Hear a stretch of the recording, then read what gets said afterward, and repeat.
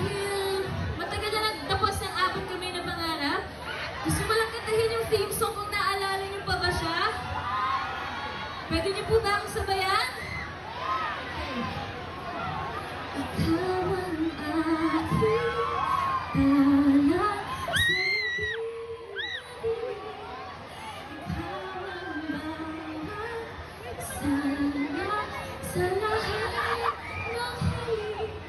Sa hirap ng masasaya at tulad ang pwede sabot sa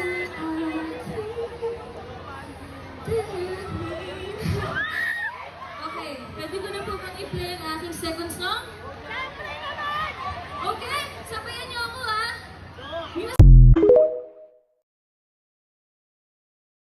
Suspect, namimigay ng piso phone.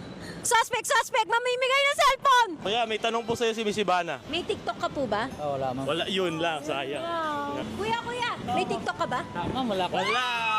Pero Kuya, may TikTok ka ba? Yes po. Nakapalo po ako sa inyong dalawa. Pasag na yung cellphone, kailangan palitan. Oo nga. Tingnan natin. Oo nga, nakapalo. Si Ma'am Ivana. Yay! Okay. Ito ngayon kailangan mo gawin. Punta ka sa account ni Miss Ivana, i-click mo yung live event, tapos mag-register ka. Register! Yay! May piso ka ba? Yes, of course. Pang shopping ko sa TikTok. Dahil barya! Ready. May liga. Piso lang! Piso. Yay! Cellphone! Buksan mo muna. Ano, baka kasi prank. Pagbukas na walang cellphone. Check mo muna kung legit.